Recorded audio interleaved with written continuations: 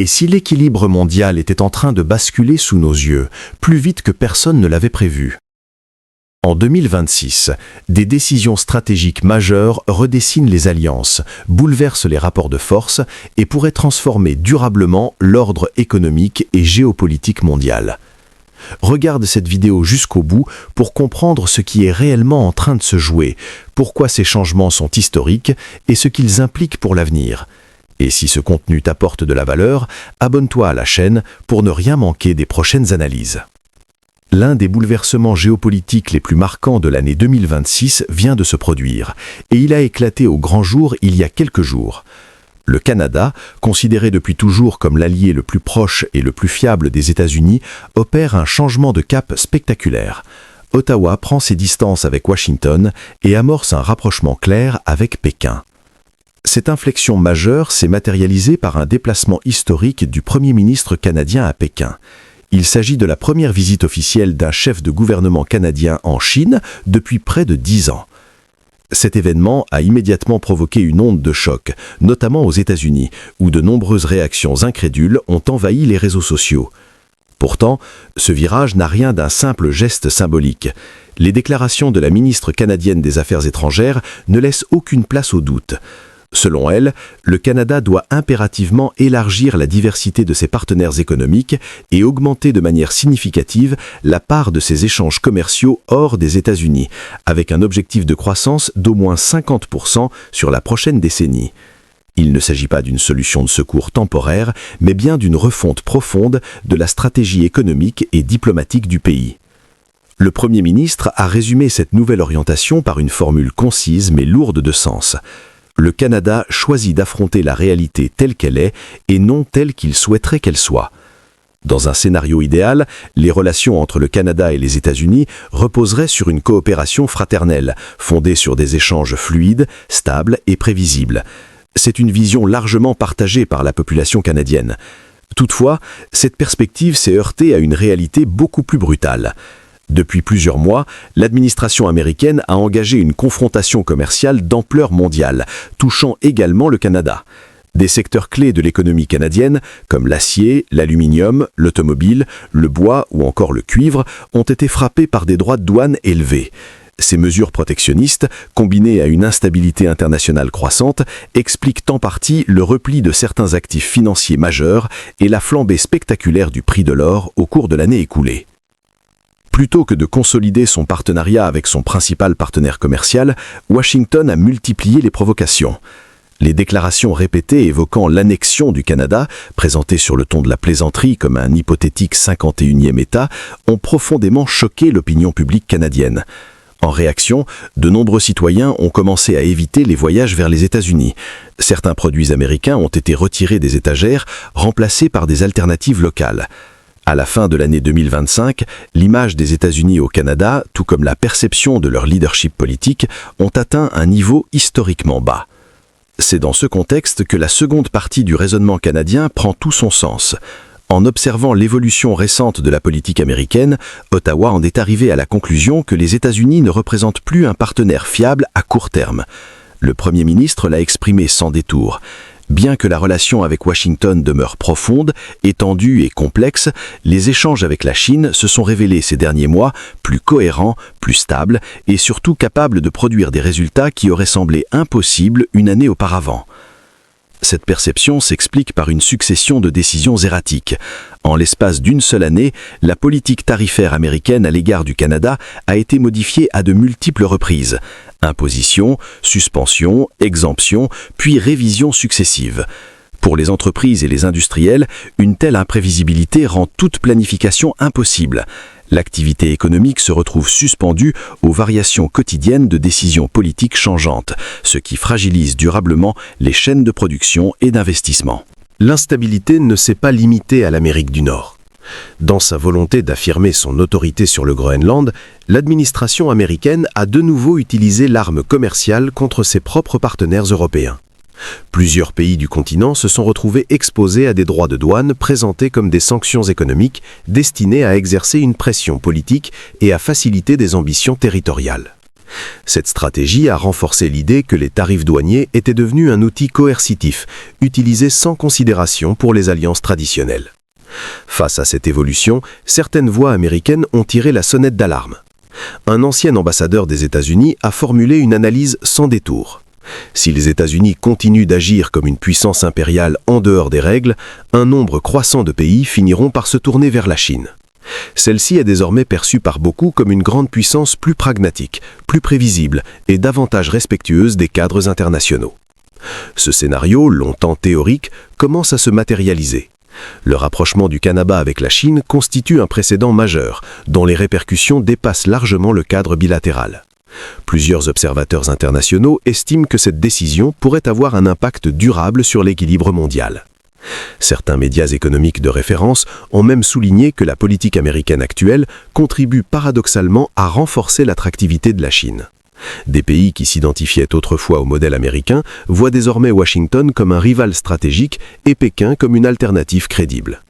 Cette dynamique ne repose pas sur de simples impressions.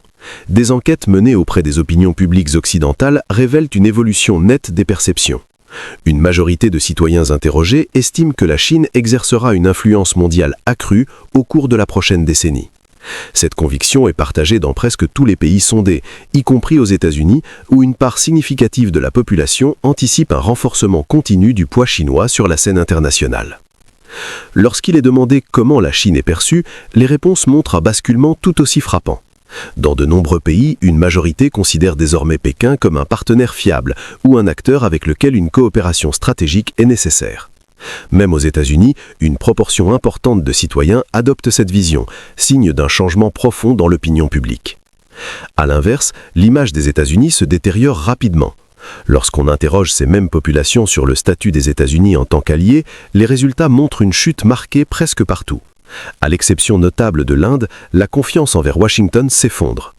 En Europe, seule une minorité considère encore les États-Unis comme un allié stratégique, et cette perception est à peine plus élevée au Royaume-Uni. Les sondages portant sur l'impact de l'élection présidentielle américaine renforcent ce constat. Dans l'ensemble des pays interrogés, l'arrivée de la nouvelle administration est jugée négativement, avec un effondrement spectaculaire de la popularité américaine à l'échelle mondiale. Ces données ont été recueillies avant même de nouvelles escalades géopolitiques, ce qui souligne que le basculement psychologique et stratégique était déjà bien engagé. En clair, la planète a été profondément secouée par les choix récents de Washington, et un glissement progressif mais massif s'opère en faveur de la Chine. La ligne directrice de la politique étrangère américaine en 2026 est de plus en plus perçue comme une logique d'expansion territoriale et de domination. Cette vision repose sur l'idée que la puissance prime sur le droit, que l'annexion de territoire peut être justifiée par la force et que l'ordre mondial doit être redéfini unilatéralement. Cette approche entre en contradiction frontale avec les valeurs canadiennes. Pour mesurer l'ampleur du changement, il suffit d'écouter des figures politiques historiquement favorables aux relations avec les États-Unis. L'un d'eux a qualifié la situation actuelle de « véritable électrochoc pour le Canada ». Selon lui, le pays doit impérativement rééquilibrer ses exportations et réduire une dépendance excessive envers un seul marché. La proximité géographique ne saurait justifier une vulnérabilité économique aussi extrême, surtout lorsque cette dépendance devient un handicap stratégique. Ce constat est d'autant plus marquant qu'il émane d'un dirigeant qui a gouverné le Canada durant une période de forte prospérité économique. Sous son mandat, l'économie canadienne s'est renforcée, la monnaie nationale a atteint un niveau historique et l'un des leviers majeurs de cette réussite fut précisément l'approfondissement des relations commerciales avec la Chine. Des secteurs entiers ont bénéficié de cette ouverture vers une économie asiatique en pleine expansion. Ainsi, le rapprochement actuel avec Pékin ne constitue pas une rupture radicale du passé, mais plutôt un retour vers des orientations déjà explorées. Ce qui interpelle le plus, en revanche, c'est l'ampleur de l'opportunité perdue du côté américain. Le Canada a longtemps fait preuve d'une loyauté sans faille envers Washington, allant jusqu'à prendre des décisions diplomatiques coûteuses au nom de cette alliance. Pourtant, les signaux envoyés récemment ont donné l'impression que la priorité américaine se traduisait par un isolement croissant, poussant ses partenaires historiques à chercher ailleurs la stabilité et la prévisibilité. Le Canada n'est pas le seul acteur à revoir ses alliances. À l'échelle mondiale, un mouvement de réorganisation est clairement engagé. L'Union européenne a récemment conclu un accord de libre-échange d'envergure avec plusieurs grandes économies d'Amérique du Sud, notamment le Brésil et l'Argentine, rejoints par le Paraguay et l'Uruguay. Cet accord, resté en négociation pendant plus de 2 décennies, a été brusquement accéléré et finalisé dans le contexte de la nouvelle orientation de la politique étrangère américaine. Dans le même temps, l'Europe et la Chine ont trouvé un terrain d'entente sur les conditions d'entrée des véhicules électriques chinois sur le marché européen, notamment en ce qui concerne les mécanismes de prix. Là encore, cette avancée s'inscrit directement dans le climat de confrontation commerciale initié par Washington. Cependant, le rapprochement entre le Canada et la Chine pourrait s'avérer encore plus déterminant, tant le Canada a longtemps été perçu comme un prolongement naturel de l'influence américaine. Cet accord modifie profondément les équilibres nord-américains. D'abord, il prévoit une réduction des barrières douanières sur 2 produits stratégiques, les véhicules électriques et l'huile de canola. Cette baisse des tarifs pourrait entraîner une hausse significative des échanges bilatéraux, représentant potentiellement plusieurs milliards de dollars supplémentaires chaque année. Ensuite, il ouvre progressivement la voie à une arrivée accrue de véhicules électriques chinois en Amérique du Nord. Jusqu'à présent, les États-Unis restent pratiquement le seul grand marché à bloquer totalement l'importation de véhicules électriques chinois. Le Canada, en revanche, autoriserait l'entrée de près de 50 000 unités, ce qui représenterait environ 2,5% de son marché automobile. Ces importations seraient soumises à un tarif réduit, très inférieur aux taxes prohibitives mises en place auparavant. Ce changement marque une rupture nette avec la politique antérieure et envoie un signal fort aux acteurs industriels mondiaux.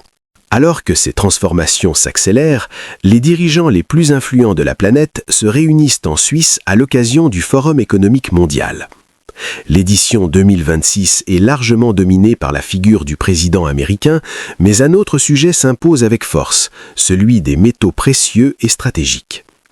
Les projections des grandes institutions financières convergent vers des niveaux historiquement élevés pour l'or au cours des prochaines années. Plusieurs banques anticipent des prix records dès 2026 avec des trajectoires qui pourraient se prolonger au-delà.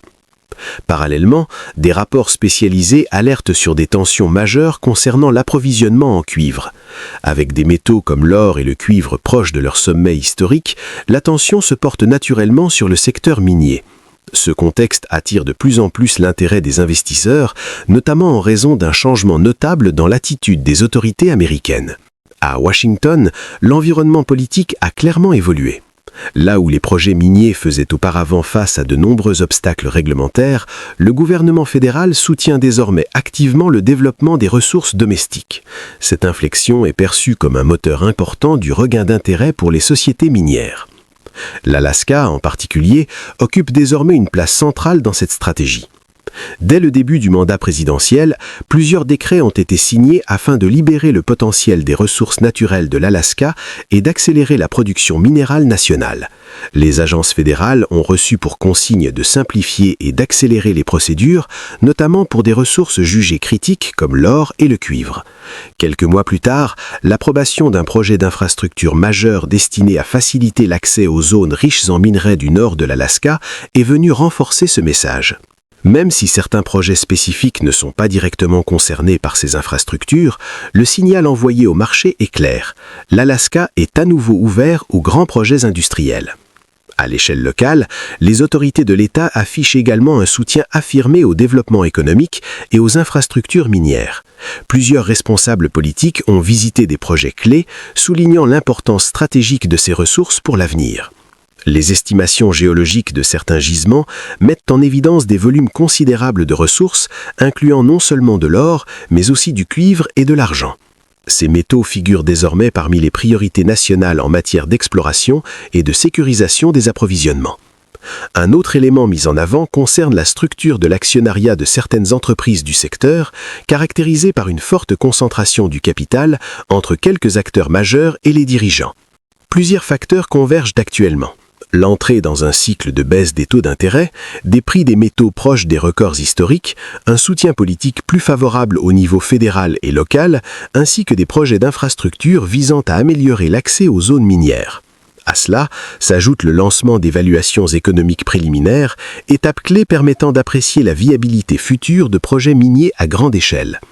Dans ce contexte de transformation rapide, toute décision doit s'appuyer sur une analyse approfondie et indépendante. Les documents réglementaires et les rapports publics sont des sources essentielles pour comprendre les enjeux et les risques associés. Ce nouveau paysage géopolitique et économique illustre une réalité désormais incontournable. Les équilibres mondiaux se redessinent et les choix stratégiques effectués aujourd'hui auront des répercussions durables sur les années à venir. Et toi, qu'en penses-tu ? Est-ce que ce basculement stratégique te paraît inévitable ou crois-tu que les équilibres actuels peuvent encore être renversés ? Dis-moi ton avis dans les commentaires, je lis tout et les échanges enrichissent vraiment le débat. Merci sincèrement pour ton attention et ta fidélité à la chaîne. Si cette analyse t'a été utile et que ce n'est pas encore fait, abonne-toi, active la cloche pour ne rien manquer des prochaines vidéos et rejoins la communauté. On se retrouve très bientôt pour d'autres vidéos de ce genre.